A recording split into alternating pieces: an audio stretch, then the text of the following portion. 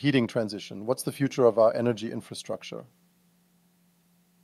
The transition to heating systems that are more efficient and less reliant on fossil fuels does not get the same publicity as the electrical energy and mobility transition. Climate change and the need to reduce greenhouse gas emissions makes it inevitable to change the way we heat our homes and buildings. What is the heating transition? The heating transition refers to the shift towards more sustainable, low-carbon heating systems. This includes technologies such as heat pumps, solar thermal systems, and district heating. These systems use renewable energy sources such as green electricity and green hydrogen to generate heat, which is then distributed to homes and buildings. Why is the heating transition important? The heating sector is responsible for a significant proportion of global energy consumption, and most of this energy is derived from fossil fuels. According to the International Energy Agency, the heating sector accounts for approximately 40% of global energy consumption and 30% of global carbon dioxide emissions. In developed countries, such as the United States and Europe, heating systems are predominantly powered by natural gas and oil. In developing countries, coal is still a primary source of heating. Reducing the carbon footprint of heating is essential if we are to meet our climate change targets. The transition to low-carbon heating systems can also help to reduce energy bills for households and businesses. By using more renewable energy sources, heating systems can be more efficient and cost-effective in the long term. What are the challenges of the heating transition? There are 6 distinct areas to consider. 1. Costs, investments. One of the main challenges of the heating transition is the cost of installing new heating systems. Many low-carbon heating systems are more expensive to install than traditional systems, which can be a barrier for some households and businesses. 2. Regulation.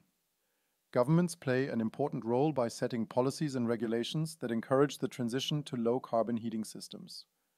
The current controversial discussion in Germany around the gas-oil heating exit is a good example. 3. Building readiness. Buildings designed for traditional heating systems may not be optimized for energy-efficient heating systems, such as heat pumps, which require different ductwork, insulation, and ventilation. 4. Energy infrastructure.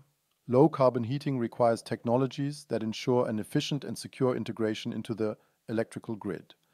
If powered by green electricity, the heating transition will put a significant amount of additional load on the grid. Together with e-mobility, significant grid capacity constraints will have to be managed. Overbuilding the grid is not the solution, but we need demand-side flexibility. This will largely be driven by digital and data-centric technologies, and data interoperability will play a key role.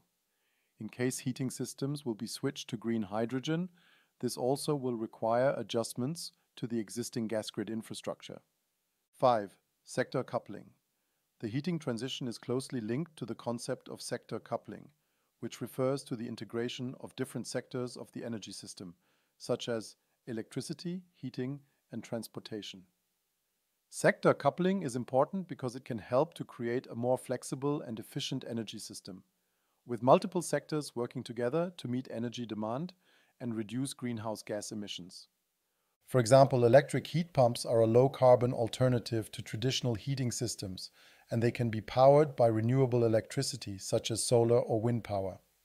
This creates a link between the heating and electricity sectors, as the electricity generated by renewable sources can be used to power heat pumps, which in turn can provide heating for buildings. 6. Digital and data. Integrating new energy assets into the system immediately raises cyber and data security concerns. New energy assets and the data they feed into the energy system needs to be authenticated and secured to avoid tampering and cyber threats. Digital technologies also play a key role in making sector coupling happen. Next to the physical connection of energy assets, smart asset management and data collaboration is required, including the steering, optimization, and maintenance of energy assets. Functionalities such as energy data access, energy data interoperability, energy data sharing, and energy data security should be available within and across the different segments of the energy value chain. To make green heat and green energy affordable for consumers and businesses, a high level of system automation should be targeted, Energy automation must come from machines, and AI will play a central role in the future. AI means nothing without data, and therefore fast, secure, and trusted data availability is a prerequisite.